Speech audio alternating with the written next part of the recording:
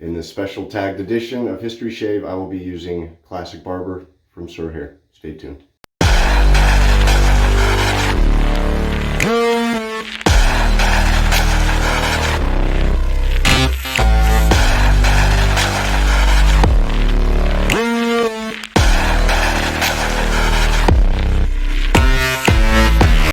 Hey everybody, how's it going? John Bonham, Cape Cod Wet Shaving. How you doing? Another day, another shave. Today's video is special. I was tagged by my buddy Ben, aka the Soap Thing. He started a pretty cool series for YouTube called Death Row Shave. So I'll get to that here in a second. I mentioned the coffee of the day, Sterling House Blend. If you haven't tried Sterling coffee, go get them. This is my third favorite after Tanzania and Colombia. Very delicious coffee. Yeah, for a fact, like it's a commercial. Where was I? Oh, so today's Thursday, October 13th, not Friday. Unfortunately, that would have been very cool. As you can see, I threw in a couple more goodies in the backdrop. The Headless Horseman, Crazy Doll Face, Ghost Face, all that. Definitely getting into the Halloween spirit. I just finished decorating the outside of the house yesterday. You know what? Just for the heck of it, screw it. There's the front of my house. Isn't that cool? I have 3 kids that drive me nuts in a loving way, but they get me going because they want me to decorate. And so the second it's October, they're like, are you gonna start decorating for Halloween? Actually, my daughter was asking in September, like 3rd week of September. Anywho, so today, as I said, I was tagged. I'm going to be tagging Tobin's Throwbacks, Greg Tardif, and Caleb at Aylesworth Razors. How you doing, guys? The 3 of you, I'm handing this off to you to make your own video. So, Death Row Shave is, what set would you use if it was the last one on Earth? And that one I took pretty much all week because I was pulling my face off. Like, what I almost picked Bear Spearman Sandalwood. I almost picked Pro Rezo. What is another one I picked? There's so many. I think I was looking at who was it? I don't know. You get the point. Ariana and Evans, I think. I had a Phoenix. I was going to use Hotel Cecil because it smells good. But anyway, so how you doing, Mom? I just thought of you because of what I'm about to say. I'm an extremely sentimental person. Very sentimental. And when I'm depressed or down, I get very sentimental, as you might have seen with my post this past Christmas. So, if I'm on death row and it's the night before my execution, this is going to be kind of a morbid one, folks. The history is going to be the history of the death penalty as well. I'd be down in the dumps, so I'd be reminiscing. And so that finally turned on a light bulb. This was the first full artisan-made set that I owned with Sir Hare, Classic Barber by Sir Hare. So that will be my death row shave. So I will be using across the board: Sir Hare pre-shave, Sir Hare Classic Barber, Sir Hare Aftershave, and of course the Sir Hare Balm. I will even be using my Sir Hare Badger brush in my Halloween mug. And Sir Hare is made by a woman named Mindy Marion. She's awesome. I just spoke to her a couple months ago. She's extremely busy, works really hard. So she's kind of put the artisan business a little bit on the back burner. She'll still sell. But if you write her, she'll chit chat with you. She's a very nice person, very cool. How you doing, Mindy? If I didn't say that. So go check her out. The Sir Hare products are amazing. I credit her with helping me fall in love with wet shaving. So, razor I'll be using today, West Coast Shaving 88S stainless. I love the barber pole stripe on it. And I'll be using Parker razors. So let me get started, guys. Face already dried out. Please pardon the water. Hope everyone's doing good. I'm 40 years old, about to be 41 in January, and I still dress up for Halloween. This year I'm going as a plague doctor. I can't wait. Also my kids, but that one I'll hand off and say it's me. Because my wife is like, oh, for God's sake, what are you getting this year? I'm like, it's for the kids. The children. Think of the children.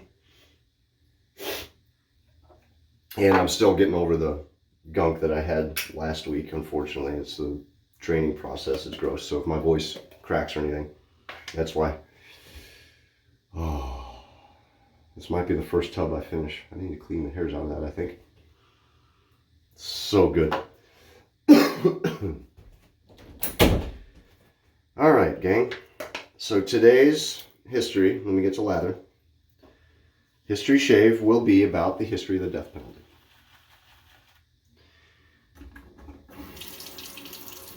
Real quick, I will say that Sir Hair makes some of the best lather. It is a tallow-based soap. It's very thick, a little thirsty, but not terrible. Not the most thirsty soap I've ever used. All right, so first established death penalty laws date back to the Code of King Hammurabi of Babylon in the 18th century BC. 18th century. And I'm just going to go ahead and face lather. I'm going to probably lather up the mug just to have some suds on the side. Their brush is really plush too. This knot's really plush. I love Sir Hair. Remember me, goes on thin and then gets thick. It's the way I roll. King Hammurabi. Should go look that guy up. Very interesting stuff. So the 7th century BC's Draconian Code of Athens. Get a load of this.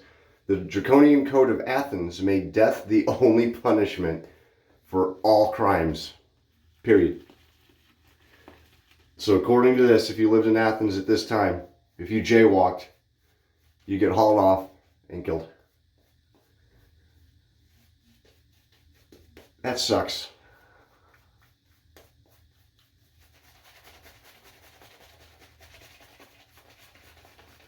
There we go. Get some agitation going here. Imagine that, no matter what you do. Death penalty is all you get. That really sucks. There we go. Sucks very much.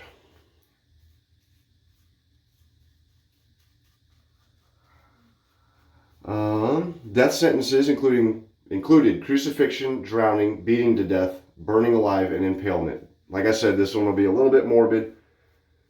I didn't go into detail. There's some other forms of death. Everyone knows drawn and quartered, but there's actually a Chinese form of death where you're literally cut in half while alive. And I'll just mention it that one time. I stumbled across some photos. Holy freaking crap. Not using them on here, obviously. But it's apparently human beings have had the propensity to kill each other for punishment for quite a while. And we've gotten very inventive. So, all right.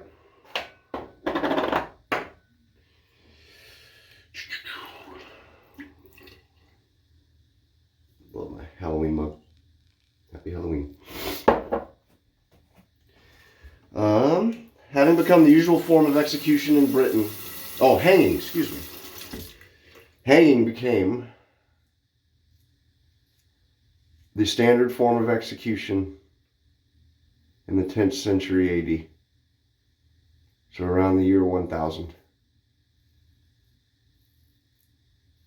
Hanging became the norm in Britain.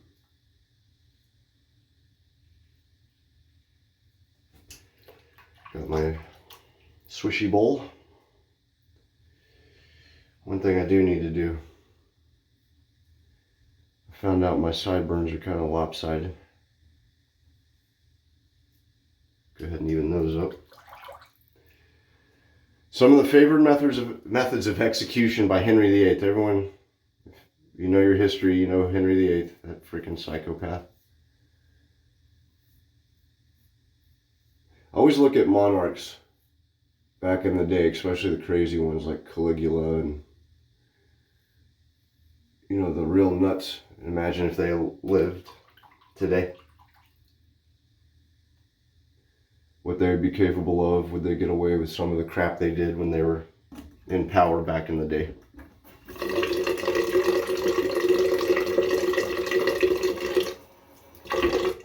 So as some of you know, Henry VIII did not believe in divorce lawyers. Although back in the day, you didn't divorce. Considered taboo and sinful. Sorry.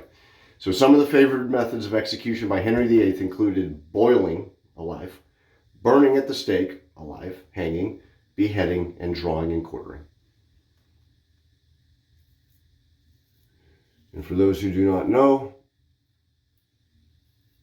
drawing and quartering involve the use of rope being tied around your wrists and ankles and 4 horses being pulled in any direction. What you just thought of in your imagination, yes. Ouchie. And you were also cut into 4 pieces. So that was generally done with for traitors to the crown, or I should say, more importantly, who they deemed traitors to the crown. So, man, oh man, there's gonna be some interesting stuff in here.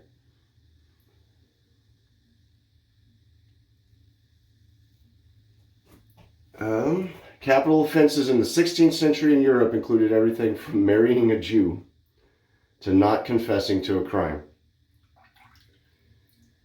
No offense if you're Jewish. Wow. So it was a death penalty to marry a Jew in the 16th century. They say persecuted for 5,000 years, man. They mean it. Good gravy. And not confessing to a crime. Talk, confess, but I didn't do it. Death for you then. Okay, fine, I did do it. Excellent. We thought so. Death. Like, wait. That doesn't make sense. It's kind of counterproductive, isn't it? I don't know if any of you are fans of Eddie Izzard, the comedian. He had a really funny bit about the Church of England called Cake or Death. And it's super funny. She's saying how the Church of England was like, you, cake or death? Cake, please. Very well. Gonna run out of cake at this rate.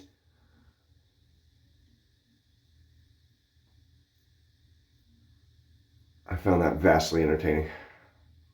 Very funny. The joke being like versus like the Spanish Inquisition and stuff. Just how kind of light they were on people. I mean, they still burned people alive at the stake and all that like anyone else, but pretty funny. All right. So, by the 1700s, 222 crimes were punishable by death in Britain, including stealing, cutting down a tree, and robbing a rabbit warren. Now, I had to go look that last one up because I was like, in my head, as embarrassing as this is, I thought a rabbit warren was like someone who went around selling like rabbit pelts or something like that. Or rabbit meat, I don't know, some trader that walked around with a little buggy selling pelts or something. No. So if I'm correct, and I'm pretty sure I am because I couldn't find anything else, a rabbit warren is actually basically the name of the entirety of a rabbit burrow. Here's a rabbit warren, picture of one. So it's bigger, several chambers, lots of tunnels, all that. It's basically a permanent residence for a rabbit, and it's kind of sometimes used multi-generational. So robbing basically digging into and trying to get a rabbit out of a rabbit burrow was a death sentence. I don't know. Very interesting. But Britain influenced America's use of the death penalty more than any country, which makes sense. We brought everything from Britain over with us, including names. And that's something I thought of. Chad, you might know the answer to this. We fought an American Revolution against the British, but we kept all the names. Because in Britain, there's a York, there's a Hampshire.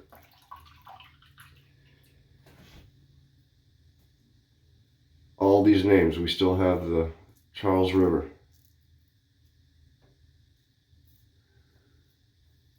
We fought against them, but we kept all the names. I found that interesting. By then, it was probably just so established, we just kept everything the way it was, I guess. A little different than today, I think. Won't get too much into that. But we love to change the names of stuff we don't like anymore. The first recorded execution, this was interesting. I love finding out something because you never, again, this is something you never think of, but then once you hear it, you're like, oh, the first recorded execution in the U.S., in the new colonies, was that of Captain George Kendall in the colony of Jamestown, Virginia in 1608. It's pretty early. That's a lot earlier than I thought it was. He was accused of being a spy for Spain.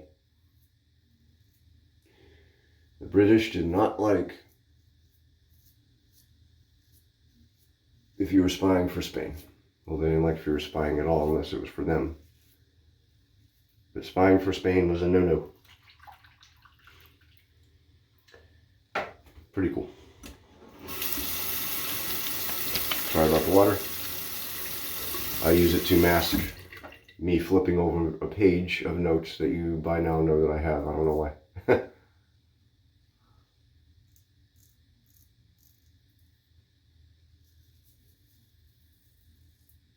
So I'm going to pause here and talk about the soap. The Classic Barber is not powdery, not really. There's a little bit of a powdery hint to it, in my opinion. But versus a lot of other barber shops, it's not that powdery. It does, however, have a decent amount bergamot or bergamot or whatever. I say bergamot. I think it's bergamot. A very decent amount. It smells very, but even then it's not very citrusy either. It's powdery without being too powdery and citrusy without being too citrusy. It's just a very fresh, very, very clean, like grooming department has a shave soap literally just called soap. This, you open it up. That I think that's part of the appeal of it. Is it was my first, like I said, artisan. I had Prorezo and all that, but first artisan soap, and I smelled it, and it was unlike anything I had smelled in shaving, or really in any body product. And I knew it was something special.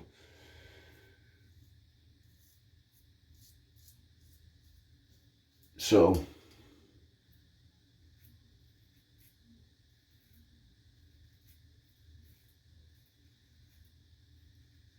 if you go get it,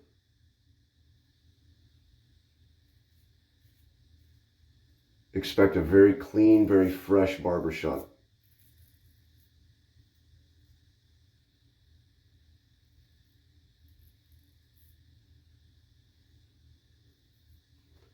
It's very good. Got myself. Man, I've been doing that lately a lot. It's annoying. All right, in 1612, Virginia Governor Sir Thomas Dale enacted laws that provided the death penalty for even minor offenses such as stealing grapes, killing chickens, and trading with Native Americans. Ouch. That's a little harsh. The Massachusetts Bay Colony held its first execution in 1630. So that was interesting too. I had to go look that up. First one from Massachusetts. All right, guys and gals, whoever. Let me wash this off. I'll be right back. All righty. Good stuff. Go ahead and use a splash. It's going to burn because I got myself pretty good. All right. Last little bit. Ready? The electric chair was adopted by New York State. I wouldn't think it'd be New York. But it was adopted in New York State in 1899 as a, quote, more humane method as opposed to hanging. Yeah, right. The whole history of the electric chair is also fascinating in its own right. Boy, that burned. But it felt good. And I love the smell of this stuff. I was a little generous. I don't know if you saw how much I put on it. I was talking to Aaron Springer, Bay Island Shaving, makes Aftershave. And he had posed a question about a return for a product that someone was complaining about his product, saying that it poured out too quick, so he wanted a refund. And my response was, well, I have several splashes that just gush out. And this is one of them for future reference. See, look at the size of that. So you got to be very careful, and even being careful just now, because I hadn't used it in a while. I always underestimate it, and it just came out. I mean, it was going down my arm, which is fine. I like the smell of it. But it's annoying, because you waste product. Oh. Excuse me. All right. At the time, the electric chair was used for the prisoner to die as pleasantly as possible. That's cute. I feel like I forgot a photo. Oh well. The first death in the chair was in 1890. Now, this is obviously, it's not 1899 when it was adopted by the state, but it was tested out before it was adopted by the state. So in 1890, a man named William Kemler was executed for killing his wife while he was drunk with a hatchet. Lovely guy. It took 2 tries and several hours for his body to cool off afterwards. So they threw the switch for about 7 seconds or so, 8 seconds. Turned it off, went and checked him. They were like, yeah, he's dead. And then they got a pulse. Now, Thomas Edison was there for this. He witnessed this. Everyone was mortified. All right. By the way, here's the picture of the first electric chair. This is the first electric chair legally used in the United States. That's a photo of it. Right there.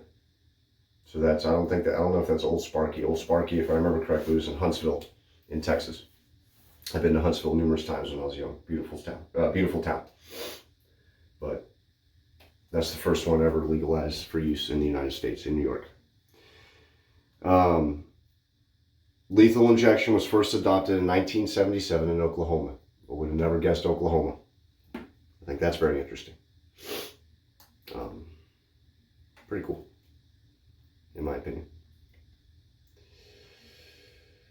I did not know Oklahoma was the first state to use lethal injection.